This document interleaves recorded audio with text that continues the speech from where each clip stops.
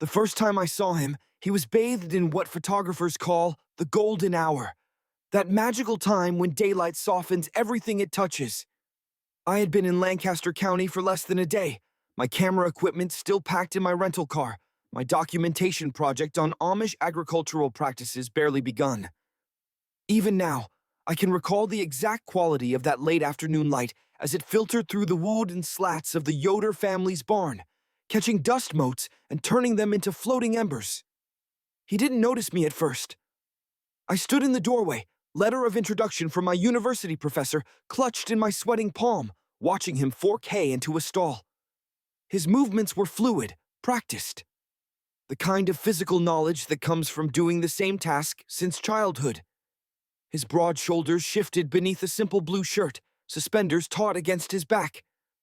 No buttons, no zippers, just fabric and thread, the way his people had dressed for generations. "Excuse me," I called, my voice sounding too modern, too out of place in that timeless setting. "I'm looking for Mr. Yoder?" He turned, and the pitchfork froze midair. His eyes found mine across the dim expanse of the stable. Blue. Not the electric blue of neon signs or tropical waters, but the softer blue of morning glories, of skies after rain. For 3 heartbeats, neither of us spoke. Then he lowered the pitchfork slowly, deliberately, as if giving himself time to find words. "That's in the house." His voice was quiet but clear, with an accent that lilted his English into something almost musical. "I can take you." It wasn't until he stepped into the same shaft of sunlight that had captivated me that I realized how young he was. Maybe 19 or 20, not much younger than my 24 years, but somehow existing in a different century. His straw hat cast shadows across features that seemed carved from the same honest wood as the barn itself. High cheekbones, a straight nose, lips pressed together, in what I would later learn was habitual reserve rather than disapproval. "I'm Eli," he said, and extended his hand. "Michael Brennan," I replied, taking it. His palm was calloused, warm, solid. Something electric passed between us. Or perhaps I only imagined it because I wanted it to be there. Either way, he dropped my hand quickly and looked away. "You're the one coming to study our ways?" he asked, not meeting my eyes now. "I'm documenting traditional farming practices," I explained, suddenly self-conscious about my project, about my presence as an outsider with a camera and recorder, ready to turn his life into academic fodder. "For my master's thesis." Eli nodded once, then gestured for me to follow him. I trailed behind as he crossed the farmyard, noticing how naturally he moved through this landscape. How his footsteps seemed to belong to the earth beneath them, in a way mine never would. The back of his neck, visible beneath his hat, was tanned a deep gold, and a small scar curved near his hairline. I found myself wondering how he'd gotten it. The Yoder household welcomed me with a polite formality that I would come to know well over the following months. Mr. Yoder, a patriarch with a beard that reached his chest but no mustache, reviewed my letter carefully. Mrs. Yoder offered me bread still warm from the oven and homemade jam. Their younger children watched me with undisguised curiosity while pretending not to look. And Eli. Eli stood by the window, his profile silhouetted against the fading day, saying nothing. That evening, as I unpacked my bags in the small outbuilding they had prepared for me, I found myself replaying that moment in the barn, that brief connection that had flickered between us like static electricity. I told myself I was being ridiculous, projecting, seeing things through the lens of who I was rather than what was truly there. And yet, I couldn't shake the feeling that something had passed between us. Something meaningful. I would be staying with the Yoders for 3 months, a whole summer of documenting their world. A world where Eli existed, moved, breathed. A world where such thoughts as mine were surely forbidden. Morning came early on the farm. By the time I stumbled out of bed at 5:30, the household had already been awake for an hour. I found them in the kitchen, the women preparing breakfast as the men discussed the day's work. Eli sat at the far end of the table, a steaming mug between his hands. "Michael." Mr. Yoder acknowledged me with a nod. "Eli will show you around today. You can begin your..." documenting. Eli's eyes flickered to mine, then away. He said nothing, but when breakfast was finished, he waited for me by the door, his hat already in his hands. The morning air was cool against my face as we stepped outside. Dew sparkled on every surface, transforming the humble farmyard into something almost ethereal. Roosters crowed in the distance, and somewhere, a cow lowed. "We start with the milking," Eli said simply, and led me to the barn. The stable was different in the morning light, more workaday, less enchanted than it had seemed yesterday. Cows stood placidly in their stalls, their breath visible in the cool air. Eli rolled up his sleeves and sat on a small stool beside the first animal, positioning a bucket beneath her. "You don't use machines?" I asked, though I already knew the answer. The Yoders belonged to one of the more traditional Amish orders. "No," Eli replied, his hands moving with practiced efficiency. "This is how we've always done it." I watched his hands work, the rhythmic squeezing and releasing.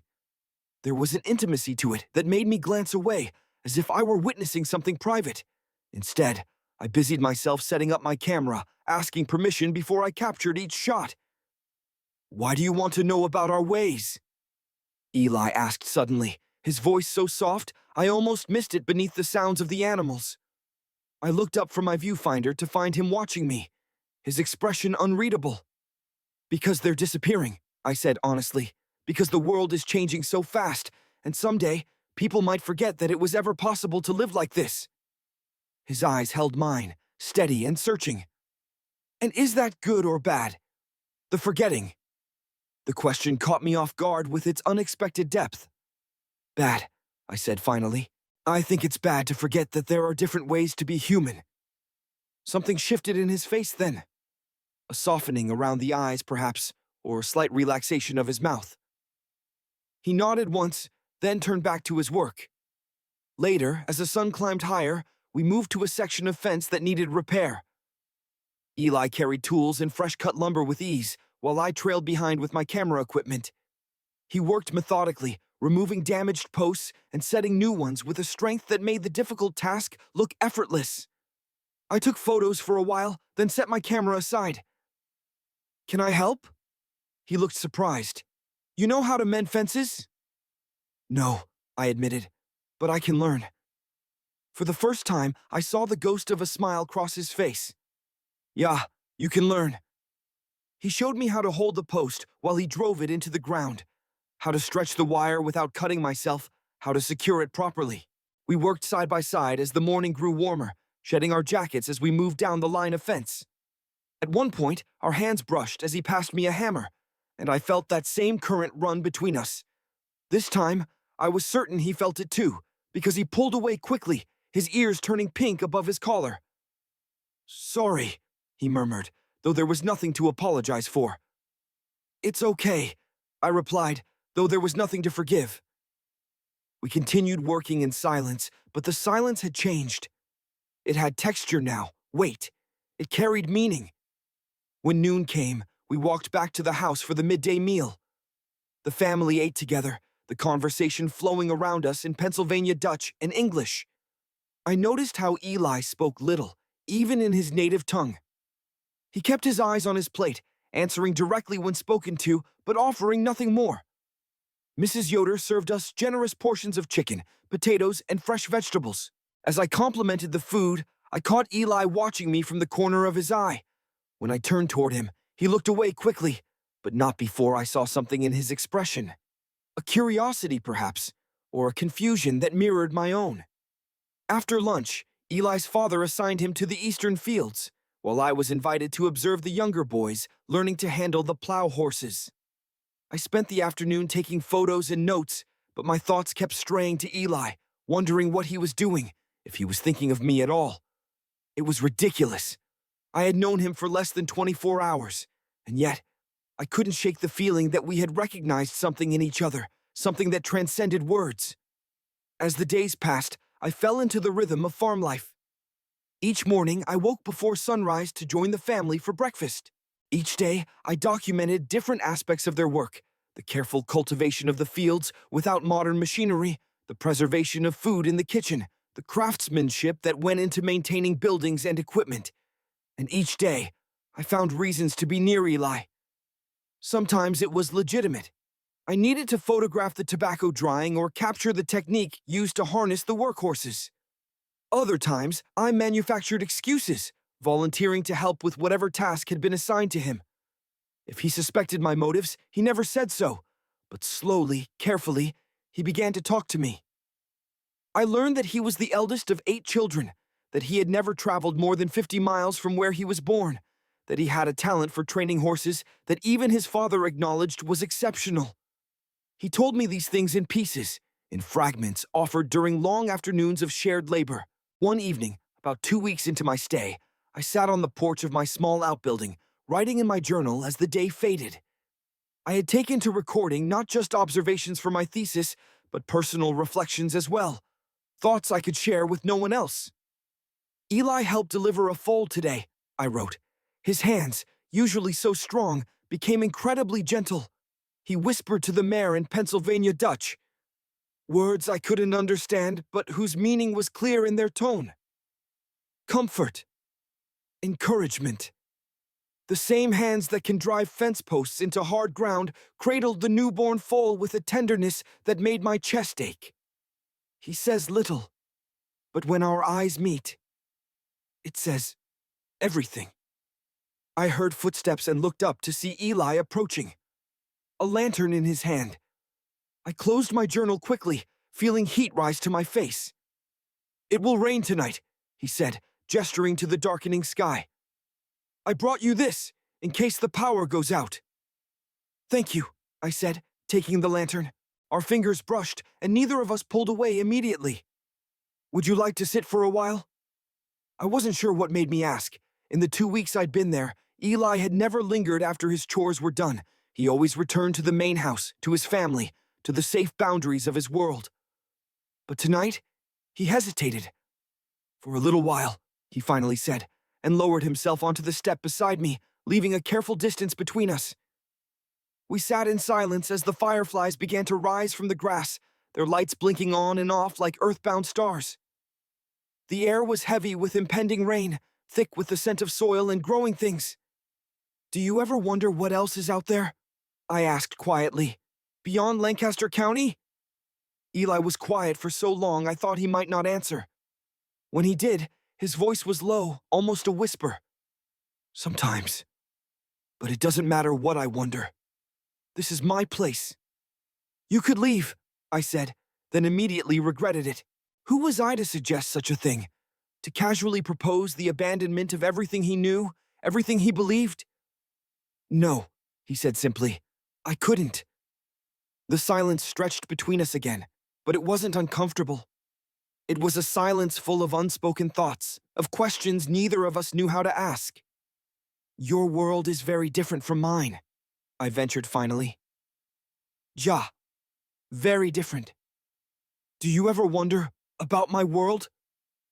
He turned to look at me then, his blue eyes reflecting the first stars appearing overhead. "I wonder about you," he said softly. My heart stumbled in my chest. "What do you wonder?" He looked away, out toward the darkening fields. "Why you came here. What do you see when you look at us through your camera? What you write in that book?" He nodded toward my journal. "I write about your community," I said, the half-truth burning my tongue. "About the traditions you maintain, the way you live so differently from the world outside." "Is that all?" he asked, and there was something in his voice, a tremor, a question beneath the question. Before I could answer, fat drops of rain began to fall, pattering on the wooden steps around us. Within seconds, the gentle shower became a downpour. "Come," Eli said, standing abruptly. "The barn is closer than the house." We ran through the sudden deluge, the lantern bobbing in Eli's hand, casting wild shadows across the farmyard. By the time we reached the barn door, we were both soaked through. Eli pushed it open, and we stumbled inside, breathless. The barn was dark, except for the yellow glow of the lantern. The rain drummed on the roof overhead, creating a cocoon of sound that seemed to separate us from the world beyond. Eli hung the lantern on a hook, and its light spread in a gentle circle, illuminating hay bales, tools hanging on the walls, and our own dripping forms. Your shirt, Eli said, gesturing to my white button-down, now plastered to my skin and transparent with rain. It's fine, I said, suddenly self-conscious. It'll dry. He shook his head and turned away, rummaging in a nearby cabinet. He returned with a rough towel and a simple blue shirt like his own. Here, you'll catch cold. I took the offerings, oddly touched by his concern. Thank you. Eli nodded and turned his back, giving me privacy as I peeled off my wet shirt and dried my chest and arms. The shirt he'd given me was soft from many washings, and it smelled of sunshine and something else. Something distinctly Eli. I pulled it over my head, feeling as though I was wrapping myself in his presence. It fits, I said, and he turned back to face me. For a moment, he just looked at me. Really looked at me, his eyes traveling from the shirt now covering my shoulders to my face. Something passed across his expression, too quick to name. It suits you, he said finally. We settled on hay bales to wait out the rain, the lantern between us casting our shadows large against the barn wall. The storm showed no signs of letting up, thunder rolling overhead as lightning occasionally illuminated the spaces between the boards. Will your family worry, I asked, about where you are? Eli shook his head. They'll assume I'm waiting out the storm somewhere safe. He glanced at me, which I am. There was a comfort in his presence I hadn't expected, a sense of rightness despite the vast differences in our lives. As the minutes stretched into an hour, we talked more openly than we had before. He asked about my life in Philadelphia, about my studies, about the world I moved through so freely. I told him about crowded streets and university libraries, about coffee shops and subway trains, about the constant noise and motion of city life. It sounds lonely, he said thoughtfully, to be surrounded by so many strangers. It can be, I admitted, but there was a kind of freedom in it too. To be whoever you want to be, without everyone knowing your history, your family. Freedom, Eli repeated, as if tasting the word. We have a different kind of freedom, the freedom that comes from knowing exactly who you are, what God expects of you. And if what God expects doesn't match what you feel? The question slipped out before I could stop it. Eli's hands tightened on his knees. The lantern light caught the tension in his jaw, the slight tremble of his lower lip. Then you pray for strength, he said, almost inaudibly. You pray for those feelings to pass. My heart ached for him, for the struggle I could hear beneath his words. And if they don't pass? He looked at me then, his eyes filled with a pain so raw it took my breath away. Where I come from, boys aren't allowed to feel that way. The words hung in the air between us, charged with meaning. I couldn't pretend not to understand, nor could I pretend my heart wasn't racing. We had just crossed a line, stepped into territory neither of us had dared acknowledge until now. What way? I asked softly, needing to be certain. Eli's eyes dropped to his hands. The way I... He stopped, struggling. The way I feel when I'm with you. The rain continued to pour outside, but I could no longer hear it over the pounding of my heart. The distance between us on the hay bales seemed at once vast and non-existent. Eli, I said, his name a question and an answer all at once. He looked up, his eyes wide and vulnerable in the lantern light. I shouldn't say these things. I shouldn't even think them.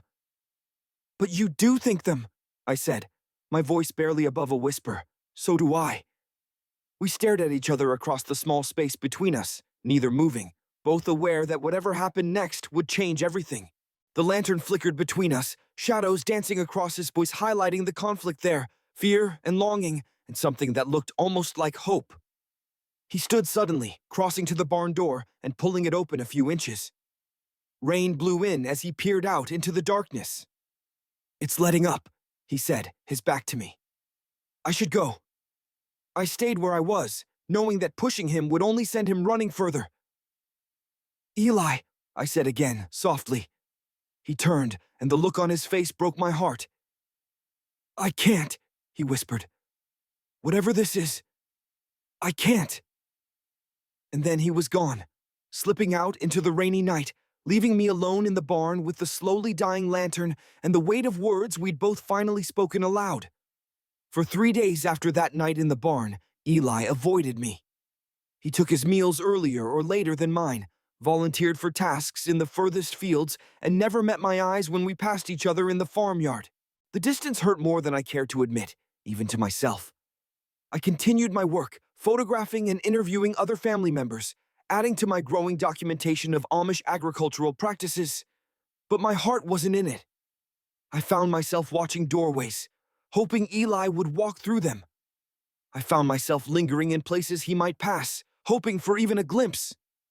On the 4th day, I woke before dawn, restless and unable to sleep. I dressed quietly and slipped outside, hoping a walk might clear my head. The farm was silent in the pre-dawn darkness, dew soaking my shoes as I made my way toward the fields. As I crested a small rise, I saw a figure standing at the edge of the eastern pasture, silhouetted against the first pale light of morning. Even from a distance, I knew it was Eli. Something in the set of his shoulders, the way he stood with his hands in his pockets, gazing out at the horizon. I hesitated, unsure whether to approach or retreat. Before I could decide, he turned, as if sensing my presence, and saw me. For a moment, we simply looked at each other across the distance. Then, slowly, he raised his hand in a gesture that could have been a greeting or a summons. I walked toward him, my heart in my throat. "You're up early," he said as I reached him, his voice careful, neutral. "I couldn't sleep," I admitted. He nodded as if this made perfect sense. "Neither could I. Not for days now." The confession hung between us, fragile as morning mist. "Eli, about what happened in the barn." "I've been thinking," he interrupted, his eyes on the lightening sky, "about what you said. About being free to be whoever you want to be." I waited, giving him space to find his words. "All my life, I've known exactly who I was supposed to be. Son, brother, farmer, future husband and father, member of the church." He took a deep breath. "But since you came, I don't know anymore. I look at you and I feel things I've never allowed myself to feel." The vulnerability in his voice made my chest ache. I longed to reach for him, but kept my hands at my sides. "It doesn't have to be a choice between who you are and what you feel," I said softly. He turned to me, his eyes troubled. "Doesn't it? My community, my family, they would say it does. What do you say?" He looked away again, out toward the horizon where the sun was beginning to paint the clouds in shades of pink and gold. "I say I'm afraid," he whispered. "Afraid of losing everything I've ever known. Afraid of feeling this way about you." My heart was a wild thing in my chest, beating against my ribs like it wanted to escape. "In what way is that, Eli?" He closed his eyes, as if gathering courage. When he opened them again, they were clear and certain despite the fear I could still see there. "Like I've been asleep my whole life, and only now am I waking up." The words were so honest, so raw, that they stole my breath. I wanted to tell him I felt the same way, that in the brief time I'd known him, something in me had shifted, awakened, changed. But before I could speak, he continued. "Mr. Yoder has asked me to take the wagon into town today for supplies. Will you come with me?" The invitation was unexpected but welcome. A chance to be alone together, away from the watching eyes of the farm. "Yes," I said. "I'd like that." He nodded once, and a small smile touched his lips. "Good." The journey into town was quiet at first, the clip-clop of the horses' hooves and the creak of the wagon wheels filling the silence between us. Eli handled the reins with practiced ease, his forearms tanned and strong beneath rolled sleeves. I sat beside him on the wooden bench, acutely aware of the few inches separating us. "I've been thinking about your project," he said eventually. "Your thesis, about preserving ways of life that are disappearing." "What about it?" I asked, curious. "It's a good thing, I think, to remember, to understand." He glanced at me briefly. "Even if you choose a different path." There seemed to be layers to his words, meanings beyond the surface. "Yes," I agreed. Understanding doesn't have to mean following. He nodded, his attention returning to the road ahead. I grew up thinking there was only one right way to live. One right way to love. The last word was almost inaudible, but it hung in the air between us like a tangible thing.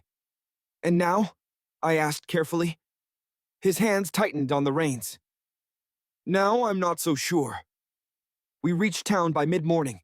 I helped Eli load the wagon with the supplies on Mr. Yoder's list: seeds, flour, tools, fabric for Mrs. Yoder's sewing. The locals knew Eli well, greeting him with friendly familiarity. I noticed how he changed among them, becoming even more reserved, more formally polite, as if putting a wall between himself and the English world.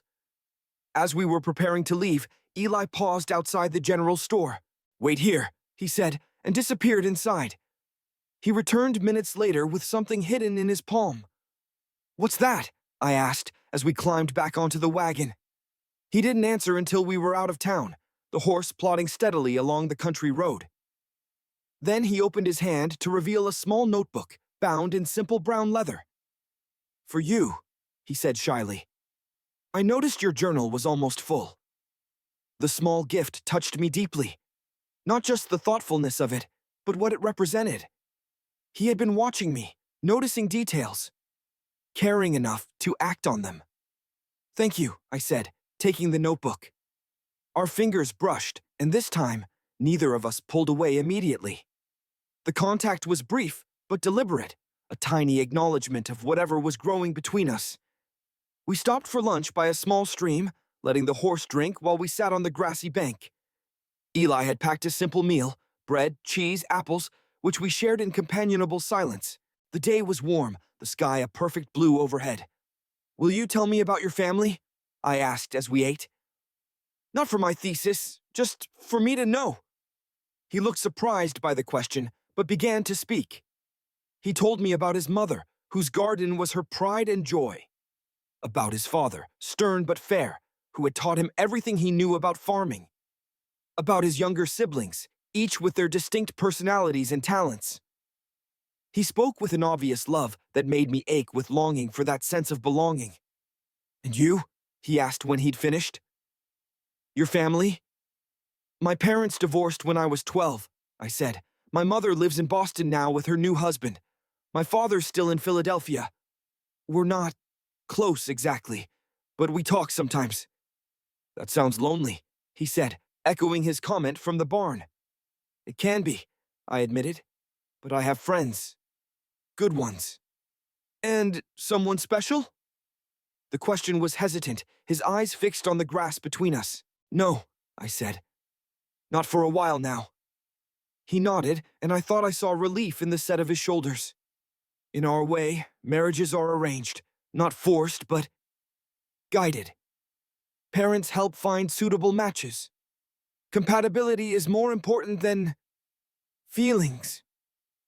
And has someone been chosen for you? The thought made my stomach clench. "Not yet," he said. "But soon, probably. I'm of age." We fell silent again, the implications hanging between us. Whatever was happening between us had an expiration date. Not just because I would leave at the end of the summer, but because Eli's life was already mapped out, his future determined by traditions centuries old. As we drove back toward the farm in the late afternoon, the wagon loaded with supplies, Eli seemed lost in thought. The silence was comfortable now, filled with understanding rather than tension.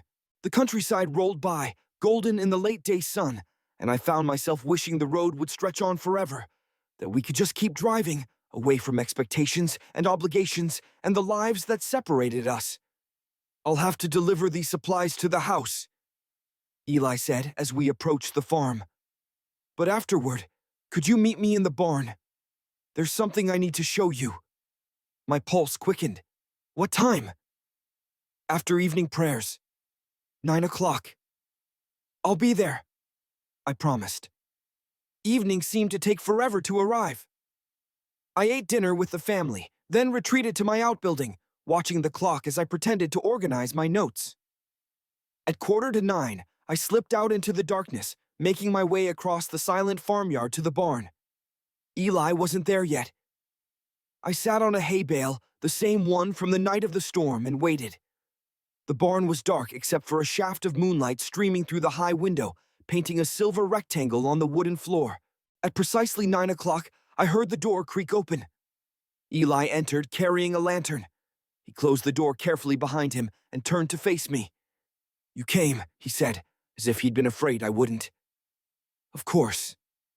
He hung the lantern on its hook, casting that same golden circle of light around us. In the warm glow, his face looked younger, more vulnerable, the careful reserve softened into something more open. "What did you want to show me?" I asked. He moved to a ladder leading to the hayloft and gestured for me to follow. "Up here." I climbed after him, emerging into the upper level of the barn. The space was mostly filled with hay, but at the far end, beneath a small window, was a cleared area with a wooden crate serving as a makeshift table. On it sat a collection of small carved animals, horses, cows, birds, each detailed and lifelike despite their small size. "Did you make these?" I asked, picking up a tiny, perfect horse. Eli nodded, suddenly shy. It's not something I show people. My father says it's frivolous. Time that could be spent on useful work." I studied the carving in my hand, marveling at the skill evident in every line. "It's beautiful, Eli. They all are." He ducked his head at the praise, but I could see he was pleased. "I started when I was a boy, just with a pocket knife and scraps of wood. It helps me think." "What do you think about?" I asked, setting the horse back on the crate. His eyes met mine, steady and serious in the dim light. "Lately, you." The simple honesty of it took my breath away. We stood facing each other in the small cleared space, close enough that I could see the rise and fall of his chest, could smell the clean scent of soap and hay that clung to him. "Eli," I began, not sure what I was going to say, only knowing I needed to say something. "They told us it was wrong," he interrupted, his voice barely above a whisper. "At church, in school, at home. They said men who wanted other men were sinners, that they would burn in hell." He swallowed hard. "I believed them. I prayed to be normal, to want what I was supposed to want."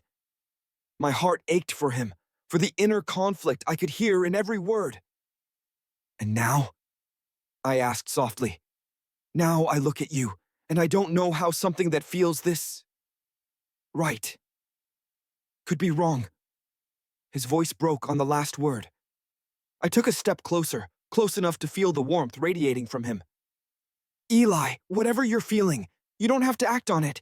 We don't have to." "But I want to," he said, cutting me off.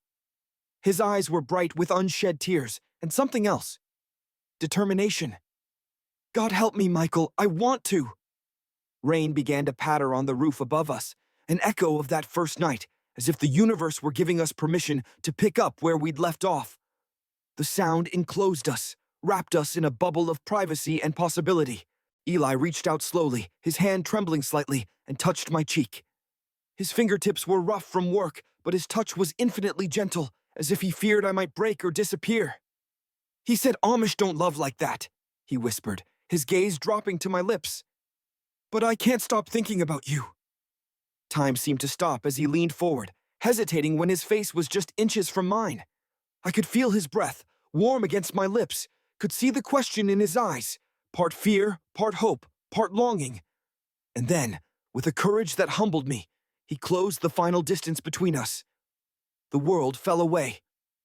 "We should go back," I said reluctantly, standing and brushing hay from my clothes. "We can't risk your father returning." Eli nodded, though regret shadowed his features. "Tomorrow night? The storm cellar. No one goes there this time of year." "I'll find it," I promised. We descended the ladder carefully, Eli going first to make sure the barn was empty. At the door, we paused, both reluctant to part. "Be careful going back," he whispered. "You too." In the moonlight, his eyes were luminous, filled with everything we couldn't say aloud. Then he slipped away, a shadow moving across the farmyard toward the main house. The following days fell into a pattern of ordinary moments punctuated by extraordinary ones. We worked side by side during daylight hours, our relationship appearing proper and distant to anyone watching. But in hidden corners of the farm, the storm cellar, the abandoned sugar shack at the edge of the maple grove, the hayloft when we dared, we discovered each other in stolen kisses and whispered conversations. One evening, about a week after our first kiss, we sat together on the bank of the small creek that ran through the property. The setting sun painted the sky in shades of pink and gold, reflecting in the water before us. We told the family we were checking fence posts along the creek line, a plausible enough excuse that wouldn't raise suspicion if we returned with damp clothes. "Tell me about the stars at night in Philadelphia," Eli said, his shoulder pressed against mine as we watched the first evening stars appear. "You can't see them as well," I admitted. "Too many lights, but there's a planetarium, like a theater where they project the stars on a ceiling that shows you constellations you can't even see from Earth." "I'd like to see that someday," he said softly. The simple statement hung between us, heavy with implication.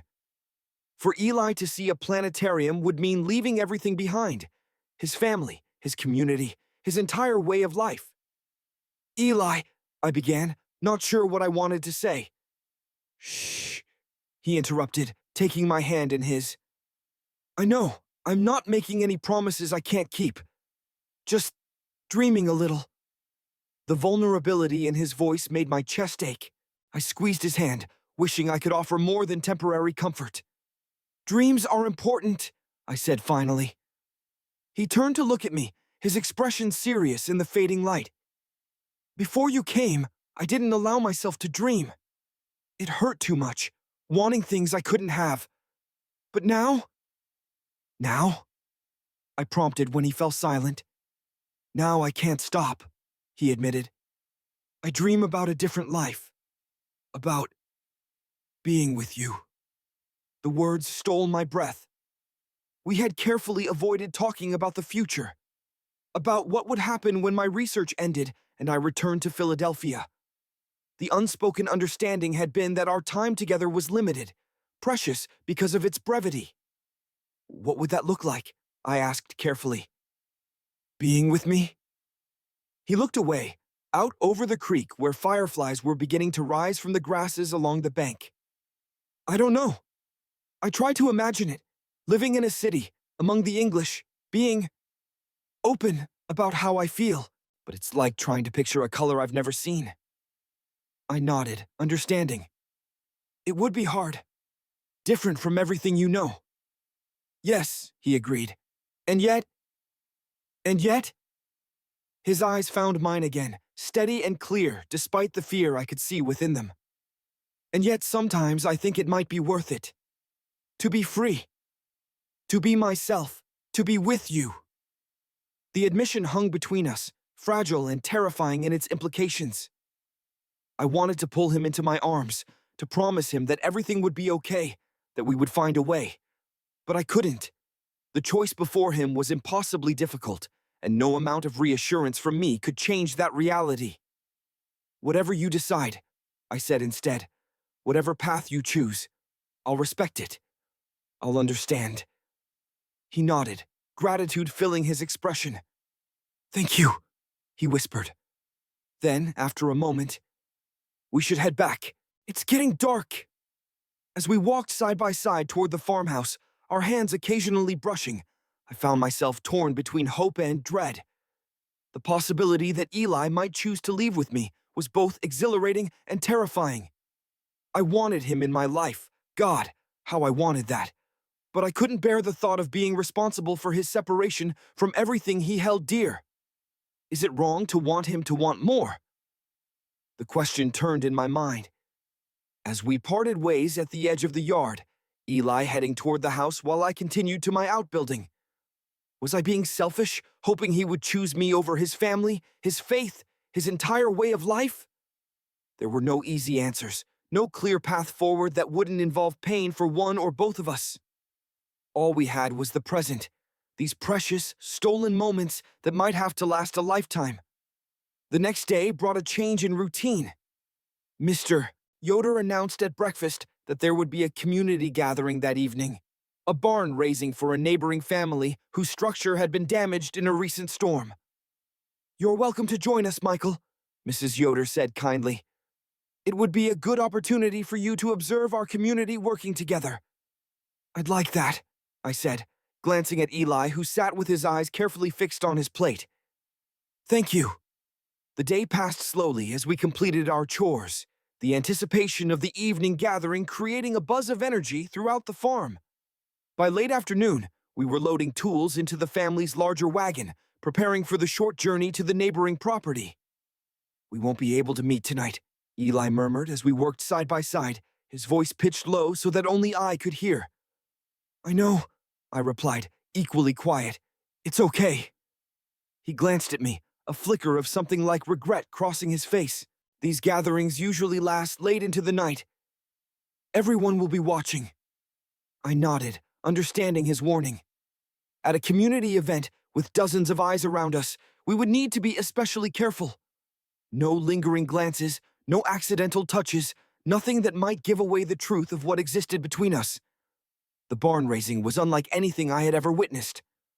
Over 100 members of the Amish community gathered at the Miller farm, men in identical dark trousers and blue shirts, women in plain dresses and white caps. They moved with the synchronized efficiency of people who had performed this task many times before, measuring, cutting, lifting, securing, transforming a heap of lumber into the framework of a barn in a matter of hours. I stayed on the periphery, taking photographs when permitted and notes when not, watching in admiration as the structure took shape. Eli worked alongside the other young men, his strength and skill evident in every movement. Occasionally, our eyes would meet across the busy yard, a brief moment of connection before we both looked away. As the sun began to set, the women laid out a feast on long tables set up in the yard.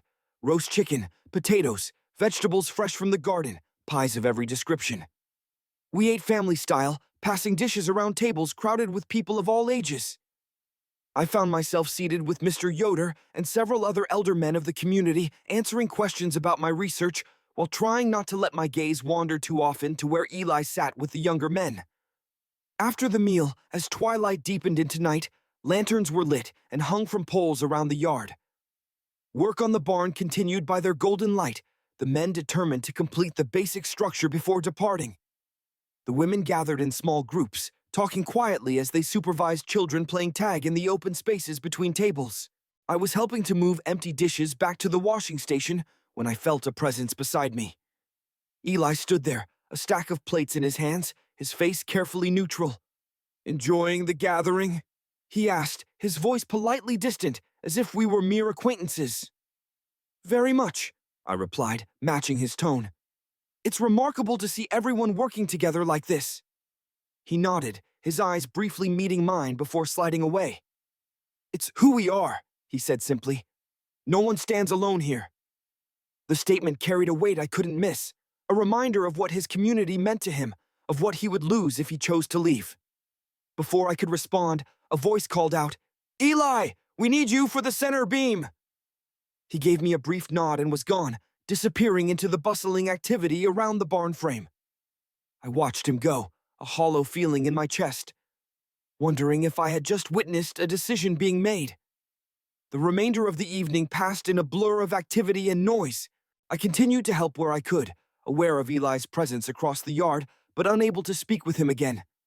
By the time we loaded back into the wagon for the journey home, night had fully fallen, the sky above us scattered with stars that seemed impossibly bright.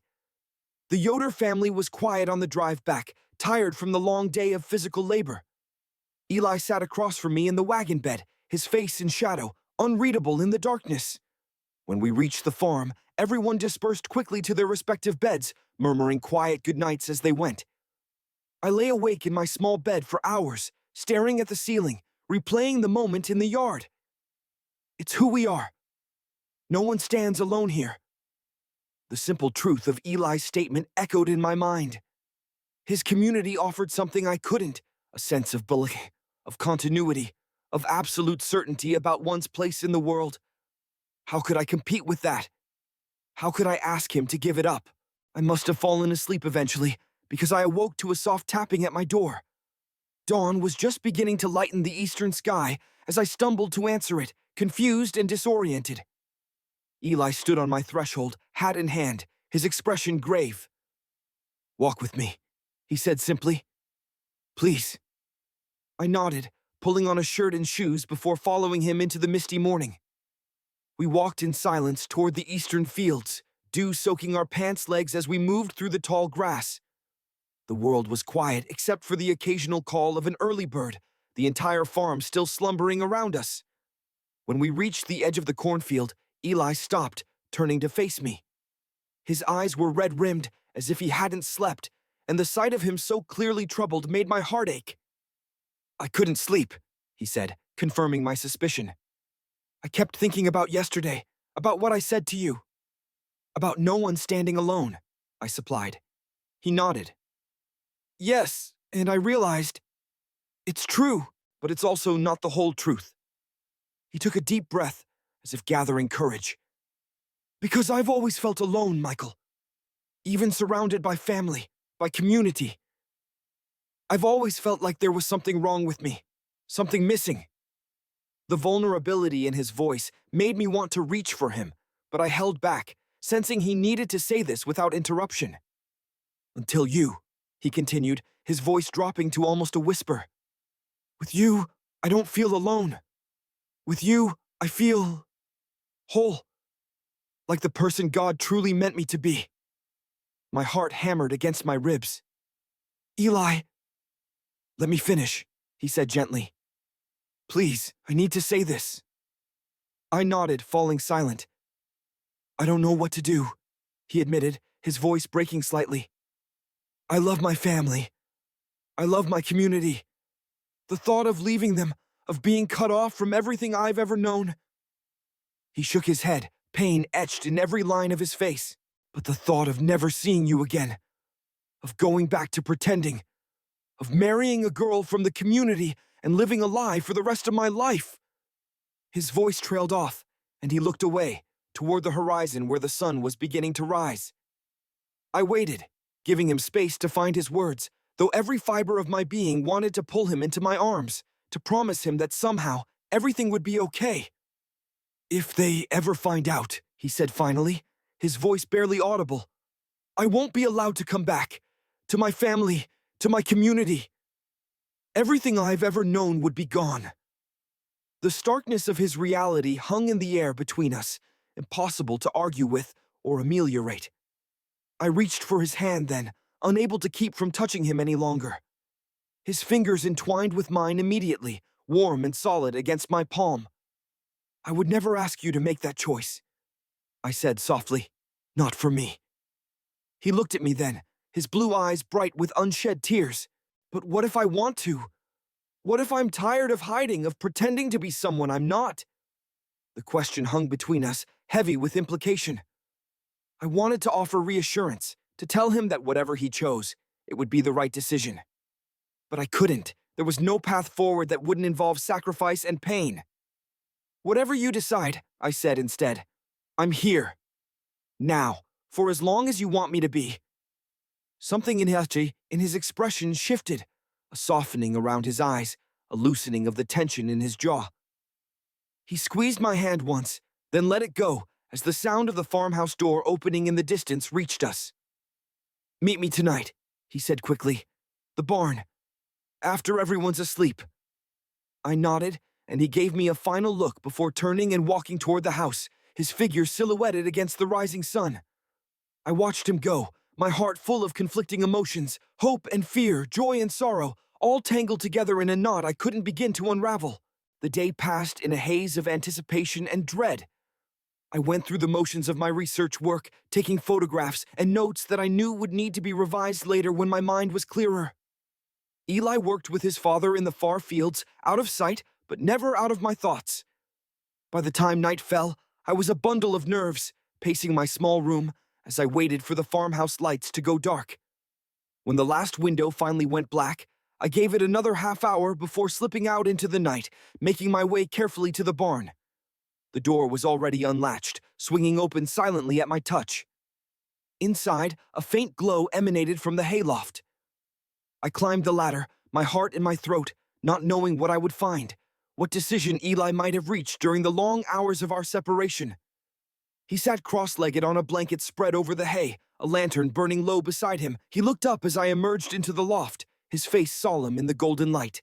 "You came," he said, as if he had been uncertain. "Of course," I replied, settling beside him on the blanket. "I'll always come when you ask me to."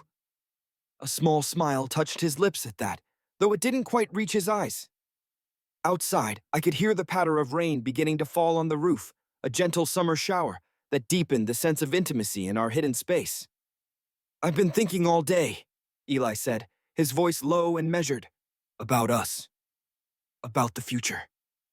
I nodded, not trusting myself to speak, afraid of influencing his thoughts in one direction or another.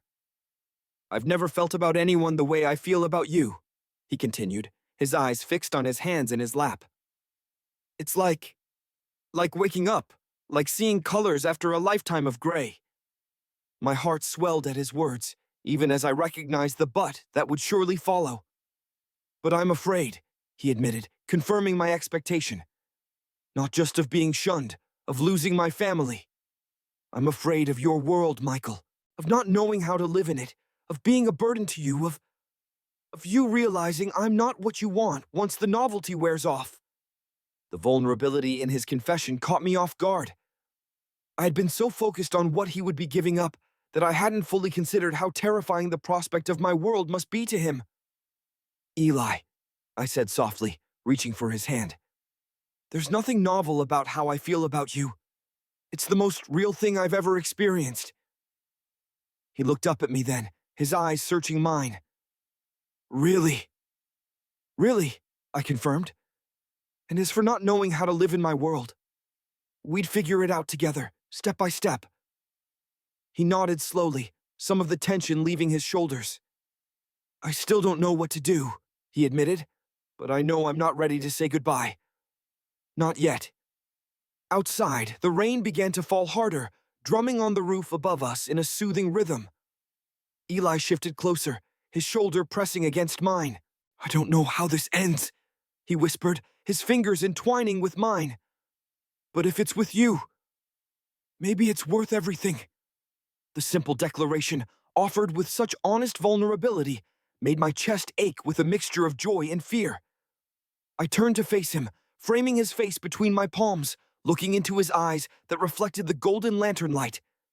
"Whatever happens," I promised, "whatever you decide, you won't face it alone."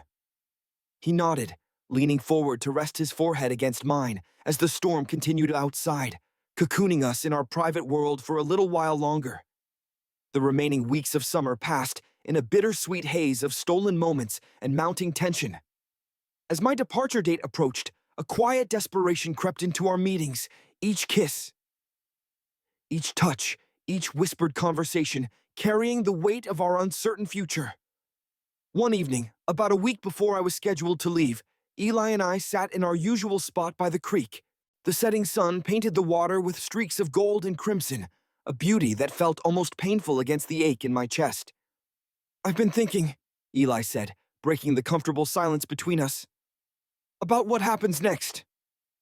I nodded, trying to keep my expression neutral despite the way my heart leapt at his words. We had carefully avoided direct discussions about the future since that night in the barn, living instead in a present that grew more precious with each passing day. "I want to see it," he said softly. "Your world. Philadelphia. The things you've told me about." I turned to look at him, searching his face. "What are you saying, Eli?" He took a deep breath, his eyes meeting mine with newfound determination. "I'm saying I want to come with you when you leave. Not forever, necessarily, but to see, to know if I could belong there." The words I had both longed for and dreaded hung in the air between us. I wanted nothing more than to pull him into my arms, to tell him yes, to plan our departure together. But I couldn't ignore the gravity of what he was proposing.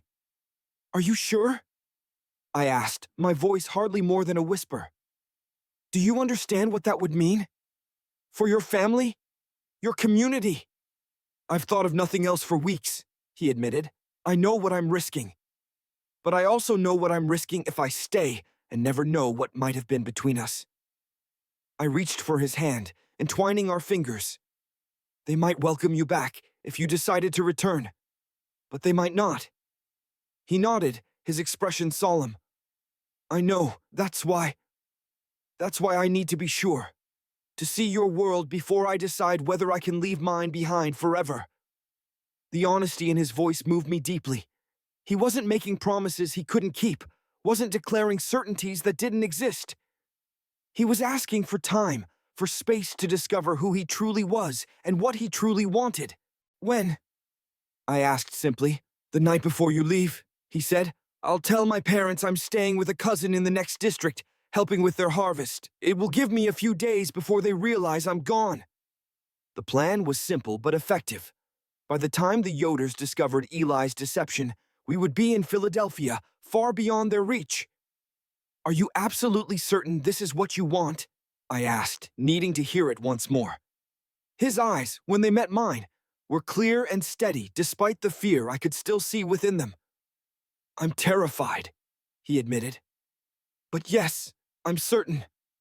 I need to know, Michael. I need to see if there's a place for me in your world. I nodded, understanding. Then we'll go together. He smiled then, a genuine smile that transformed his face, making him look younger and freer than I had ever seen him. Together, he echoed, the words sounding like a promise. The final week passed in a blur of preparations disguised as ordinary activities. I packed my research materials, said my goodbyes to the Yoder family, thanking them for their hospitality. Eli went about his chores with careful normalcy, giving no indication of the momentous decision he had made. On my last evening at the farm, the family held a small gathering to bid me farewell. Mrs. Yoder prepared a special meal, and even Mr. Yoder offered a few words of appreciation for my respectful documentation of their ways. Through it all, Eli maintained his composure, offering polite comments and avoiding any glance that might betray our secret. I'll leave early tomorrow, I announced as the meal concluded. I want to reach Philadelphia before dark. Mr. Yoder nodded. We will remember you in our prayers, Michael. May God guide your steps. The simple blessing, offered with genuine goodwill, sent a pang of guilt through me. These good people had welcomed me into their home, shared their lives with me, and I was about to take their eldest son away from them, perhaps forever. After the family retired for the evening, I sat on the porch of my outbuilding, watching the stars emerge overhead. The night was warm, alive with the sounds of crickets and the occasional distant call of an owl. When a shadow detached itself from the darkness of the barn and moved toward me, I knew without seeing that it was Eli. He approached silently, sitting beside me on the step, our shoulders barely touching. Everything's ready, he whispered. I've packed what I need in a small bag, hidden it in the back corner of the barn. I nodded, suddenly overwhelmed by the reality of what we were about to do. Are you still sure? It's not too late to change your mind. His hand found mine in the darkness, warm and steady. I'm sure, he said simply. We sat in silence for a long moment, the weight of tomorrow hanging between us. Then Eli stood, pulling me gently to my feet. Come, he said softly, one last time. I followed him across the dark farmyard to the barn, up the familiar ladder to the hayloft that had become our sanctuary. The space looked different tonight, emptier, as if already becoming a memory rather than a reality. Eli lit the lantern, its golden glow spreading around us in a warm circle. Then he turned to me, his expression a mixture of determination and vulnerability that made my heart ache. If this is our last night here, he said softly, I want to remember everything about it. He stepped forward, his hands coming up to frame my face with a gentleness that took my breath away. Then he was kissing me, his lips soft against mine, the contact carrying a depth of emotion that words could never express. We sank down onto the blanket that still lay spread over the hay, our bodies finding each other with the familiarity of practice and the reverence of something precious and fleeting. The lantern cast our shadows large against the barn wall, merging and separating as we moved together, discovering each other anew in the soft golden light. Later, as we lay side by side in the quiet aftermath, Eli's head resting on my shoulder, I found myself memorizing every detail of the moment, the scent of hay and lantern oil, the gentle sound of his breathing, the weight of his arm across my chest. What will you miss most? I asked softly, my fingers tracing patterns on his back. He was quiet for a long moment, considering. The certainty, he said finally, knowing exactly what each day will bring, what's expected of me. The rhythm of it all. I nodded, understanding. The Amish life, for all its restrictions, offered a security and predictability that the outside world often lacked. And your family, I added, knowing it didn't need to be said, but wanting to acknowledge the enormity of what he was leaving behind. Yes, he whispered, his voice catching slightly. My family most of all. I tightened my arm around him, wishing I could somehow ease the pain of his choice. We'll take it one day at a time, I promised. And if you decide you need to come back, I'll understand. He lifted his head to look at me, his eyes serious in the lantern light. Would you? Truly. Yes, I said honestly. I want you to be happy, Eli. Even if that means we can't be together. Something shifted in his expression then, a softening around his eyes, a deepening of the connection between us. That's why I'm choosing this, he said softly. Because you see me, truly see me, and still want what's best for me. Even if it costs you. The simple truth of his statement moved me deeply. I leaned forward to kiss him, a gentle brush of lips that carried all the tenderness I felt for this brave, beautiful man who was risking everything for the chance to discover who he truly was. As the night deepened around us, the storm that had been threatening all evening finally broke, rain pattering on the roof above in a soothing rhythm. We stayed wrapped in each other's arms, listening to the sound. Neither of us wanting to break the spell of our last night in the place where everything had begun. Whatever happens tomorrow, Eli whispered, his voice nearly lost beneath the drum of the rain. I'm grateful for this summer, for you. For waking me up to the possibility of a different kind of life. I pressed my lips to his forehead, my throat too tight for speech. In the soft glow of the lantern, with the storm raging outside, we found a moment of perfect peace, a stillness that acknowledged both the uncertainty ahead and the certainty of what we felt for each other. As the rain began to ease, Eli shifted to look at me, his expression earnest in the golden light. The storm's passing, he said quietly, just like the one on the night we first kissed. I nodded, remembering that pivotal moment that had changed everything between us. Full circle, I murmured. Eli reached for my hand, entwining our fingers, as he gazed at me with quiet determination. I don't know how this ends, he whispered, echoing words he had spoken before. But if it's with you, maybe it's worth everything. Outside, the last raindrops fell from the eaves, the storm fading into the distance, and in the hayloft, bathed in the gentle glow of a single lantern, we held on to each other, two souls poised on the edge of an uncertain future, bound together by a love that had bloomed against all odds in the quiet heart of Amish country. Tomorrow would bring challenges we could scarcely imagine, but tonight was ours, and as Eli's lips found mine once more, I knew that whatever happened, this moment, this feeling, would remain with us always, a light to guide us through whatever darkness might lie ahead.